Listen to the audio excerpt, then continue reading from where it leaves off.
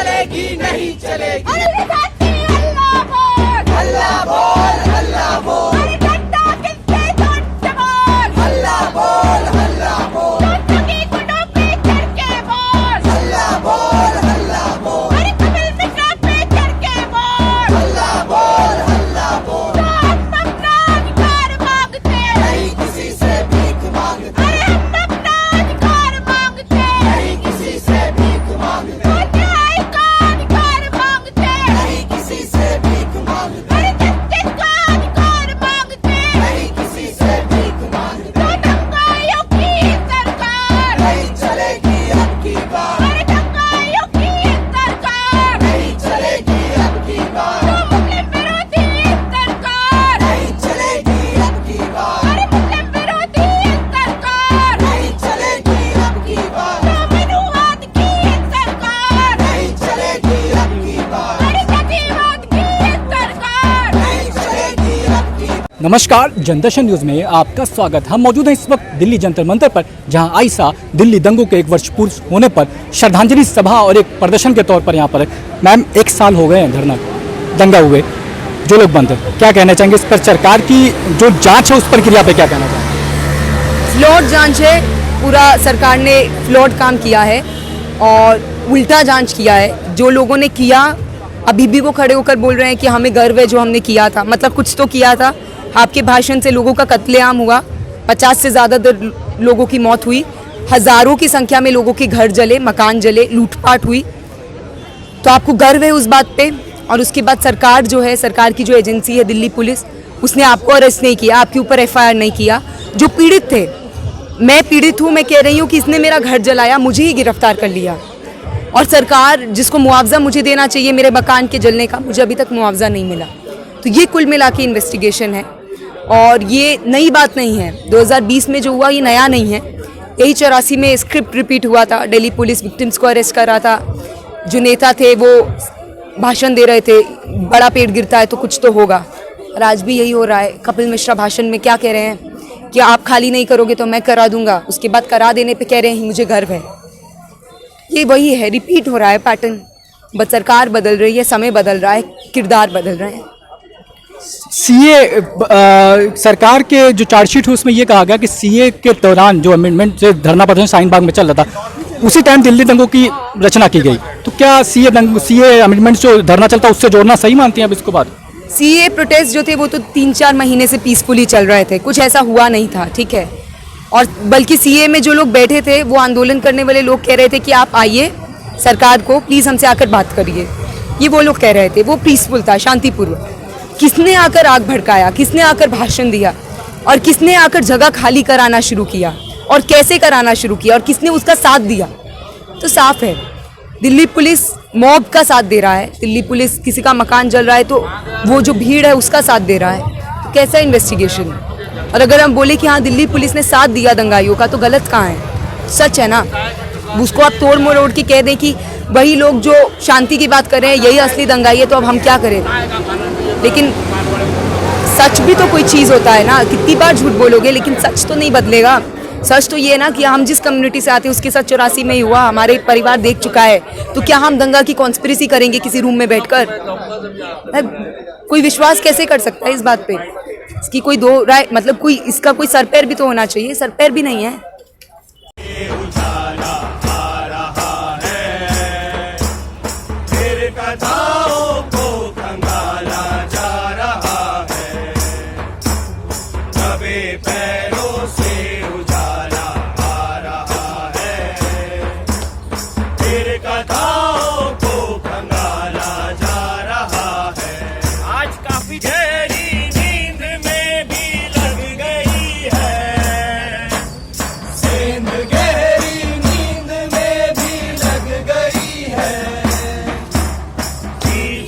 ऐसा का कहना है, वो डिमांड है, वो मांग है क्योंकि जो जेएनयू के छात्र हो या जामिया को हो, जो सीए एनआरसी के टाइम सरकार के उस अमेंडमेंट को लेकर आंदोलन कर रहे थे, जिनका नाम दिल्ली दंगों में आया और लगातार उनको बरी करने की मांग कर रहे हैं, या कह सकते हैं जिन पर अपराध नहीं साबित हुआ उन्हें भी जेल में रखा गया यूएपीए कानून के तहत। क्या कहना चाहेंगे, 1 साल हो चुके दिल्ली दंगों को, दिल्ली पुलिस की कार्रवाई बरसी पे हम लोग यही दिल्ली पुलिस की कार्रवाई, दिल्ली पुलिस की लेथार्जिक एटीट्यूड के खिलाफ और केंद्र सरकार के जो पूरा नीति है मुसलमानों के खिलाफ, दिल्ली समाज में दंगा भड़काने का राजनीति है, उसके खिलाफ आज हम लोग इकट्ठा हुए हैं। और ये चीज़ कहने के लिए इकट्ठा हुए हैं कि दिल्ली दंगे में प्रभावित जो भी लोग हैं उनको अभी तक न्याय नहीं मिला है। उनको न्याय मिले, उसमें जो भी प्रभावित लोग हैं, जिनकी हत्या हुई, जिनका घर लूट लिया गया, ये इन सारे लोगों को न्याय मिले, उनकी पुनर्स्थापना हो। और उसके साथ साथ उस दंगा को आयोजित करने में, उस दंगा को भड़काने में जो बीजेपी के नेताओं, कपिल मिश्रा से लेकर के अनुराग ठाकुर तक सबकी हाथ है, सबके भड़काऊ भाषण हम सब देखे हैं, उन पे कार्रवाई अभी तक नहीं हुई है। दिल्ली पुलिस लगातार दिल्ली दंगा के जांच के नाम पे जामिया से लेकर के जेएनयू से लेकर के दिल्ली के छात्र नौजवानों को जेल में बंद कर रही है, जिनके खिलाफ कोई आधार नहीं है और अभी साल भर से जेल में बंद है। लेकिन जिनके साथ आधार है, जिनके लिए आधार है बीजेपी और बीजेपी के नेताओं के खिलाफ, उन पे कार्रवाई नहीं कर रही है। कपिल मिश्रा और अनुराग ठाकुर को बचाया जा रहा है, इन पे कार्रवाई हो, इस मांग के लिए हम लोग आज जंतर मंतर पे आए हैं और दिल्ली के नागरिकों को से भी अपील कर रहे हैं कि इस मांग के साथ आप खड़े होइए, केंद्र सरकार के खिलाफ केंद्र सरकार से मांग करिए। दिल्ली पुलिस को ये करना पड़ेगा में, क्योंकि नॉर्थ ईस्ट दिल्ली में जो पोग्राम हुआ मुस्लिम्स के खिलाफ, उसको 1 साल हो गया है। और 1 साल बाद हमने क्या हासिल किया? 1 साल बाद अभी भी कपिल मिश्रा, अनुराग ठाकुर जेल में नहीं पहुंच पाए। इनफैक्ट इतना हिम्मत है कपिल मिश्रा में कि वो बोल रहे हैं कि उनको कोई रिग्रेट नहीं है, अगर उनको करना पड़ा ये सारा चीज़ वो दोबारा करेंगे। मतलब इतने हिम्मत है आज के दौर में बीजेपी के पास, वो खुल्ला बोल रहे हैं कि हम कम्युनल थे, हम कम्युनल रहेंगे और हम कम्युनल दंगों को बढ़ाने के लिए जो करना पड़े उसको हम बार बार करेंगे। तो ये जो बीजेपी हमारे देश को एकदम दंगाबाज देश बनाने के एकदम पीछे पुश कर रही है, इसको ऑन वन हैंड हम देख रहे हैं एजुकेशन ख़त्म है, पब्लिक इकोनॉमी ख़त्म है, ठीक है, हमारा डेमोक्रेसी ख़त्म है, फ्रीडम ऑफ प्रेस ख़त्म है और इंडिया का जो वर्ल्ड में जो स्तर है वो गिरते ही जा रहा है। इनफैक्ट अगर आप फ्रीडम ऑफ प्रेस का इंडेक्स देखेंगे कि इंडेक्स में कितने नंबर पे है, तो हम 50 में से 46 नंबर पे पहुंच चुके हैं। तो ये हमारे देश का हालत है और इसके बीच में अभी भी बीजेपी इस चीज़ में इंटरेस्ट है कि कैसे मुस्लिमों के खिलाफ राजनीति की जाए, कैसे दलितों के खिलाफ राजनीति की जाए और कैसे इस देश को हिंदू राष्ट्र बना दिया जाए, मनुवादी ब्राह्मणवादी राष्ट्र बना दिया जाए, जहाँ औरतों के लिए भी कोई जगह नहीं होगी, जहाँ मुस्लिमों के लिए भी जगह नहीं होगी और वहाँ पे ऑफ कोर्स दलितों के लिए भी जगह नहीं होगी।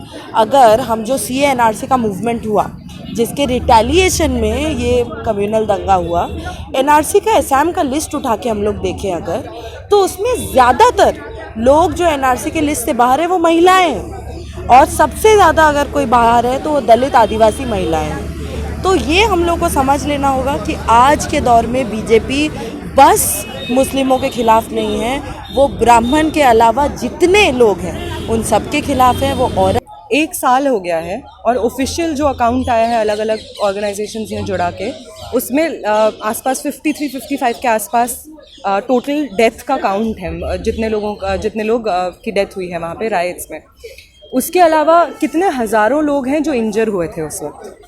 हम लोग ने खुद वहाँ पे उस पूरे एरिया में, भजनपुरा सीलमपुर एरिया में जाके देखा, वहाँ पे कितने के कितने घर जले हुए हैं, दुकानें जली हुई हैं और उसके बाद डायरेक्ट लॉकडाउन लगा है। और अभी जब हम वहाँ पे उनसे बात कर रहे हैं तो हमको समझ में आ रहा है कि लॉकडाउन के एक तो दंगा होता है, उसके बाद लॉकडाउन लग जाता है, जिसकी वजह से जो उनका बेसिक सोर्स ऑफ लाइवलीहुड भी उस वक्त था, उनकी दुकानें जल गई, उनके घर जल गए, अब उनके पास वो भी नहीं। 1 साल हो गया है, 1 साल हो गया है और हम लोग यही बोलना चाहते हैं कि हमको याद है, हमको वो सारा डर याद है जो हमारे अंदर पैदा किया गया था।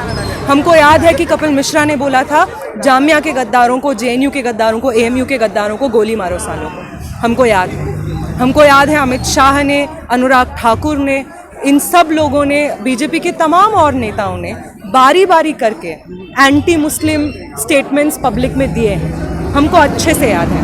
हमको ये भी याद है कि लगभग 5 दिन तक नॉर्थ ईस्ट दिल्ली में ये राइट्स चली थी, और हो अगर चाहती दिल्ली सरकार चाहती, पुलिस चाहती, प्रशासन चाहता, तो वो ये राइट्स, ये जो पोग्राम हुआ है उसको रोक सकता था, लेकिन ऐसा नहीं किया गया। हम देख रहे हैं कि हर तरीके से ये जो गवर्नमेंट है कितना फंडामेंटलिज्म का पॉलिटिक्स कर रही है। हम देख रहे हैं कि मुस्लिम्स को टारगेट किया जा रहा है, उनको मार्जिनलाइज किया जा रहा है, उनको बोला जा रहा है कि देखिए इनको तो कपड़ों से पहचानिए, उनको कहा जा रहा है कि देखो इनको तो बोली से पहचानो, देखो इनको बातचीत से पहचानो।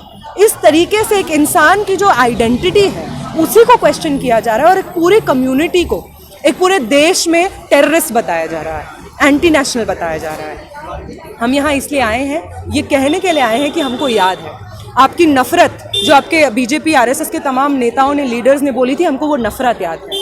आपने जो डर फैलाया था वो हमको डर याद है। उन तमाम लोगों के साथ जिनको आपने फर्जी केसेस में, फैब्रिकेटेड केसेस के अंडर यूएपीए लगाकर अंदर डाला है, हम सबको याद है कि वो कौन लोग।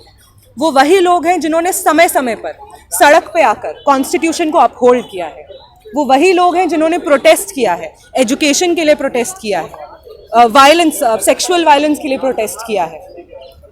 अलग अलग समय पर इस देश में जब भी किसी भी तरीके से, किसी भी तबके पे, किसी भी मार्जिनलाइज तबके पे, चाहे वो आदिवासी हो, चाहे वो एजुकेशन में हो, चाहे वो किसान हो, चाहे वो महिलाएं हो, हर एक सेक्शन पे जब भी वायलेंस हुआ है, किसी के ऊपर इस तरीके का इनजस्टिस, इंस्टीट्यूशनल इनजस्टिस और जो लिंचिंग की हत्याएं हो रही हैं, इस सब को हम लोग ये कहना चाहते हैं सरकार को कि हमको ये सब चीज़ें याद हैं। हम रिजेक्ट कर रहे हैं आपकी इस पॉलिटिक्स को।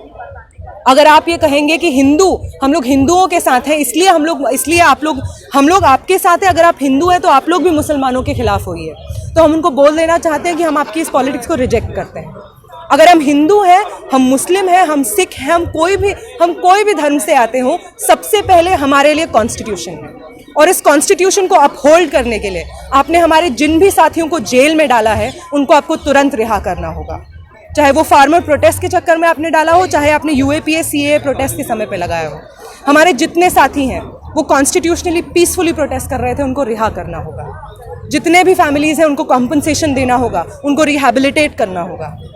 और बीजेपी सरकार जो कि आरएसएस के द्वारा कठपुतली बन गई है, उनको छोड़ना होगा, गद्दी छोड़नी होगी। योगी आदित्यनाथ को गद्दी छोड़नी होगी, जिन्होंने उत्तर प्रदेश को रेप का एक सेंटर बना दिया है, जहाँ पे एक के बाद एक, उन्नाव में, बदायूं में, हर जगह रेप हो रहा है, हम देख रहे हैं। और संरक्षण दिया जा रहा है जो रेपिस्ट हैं, जो अक्यूज हैं उनको।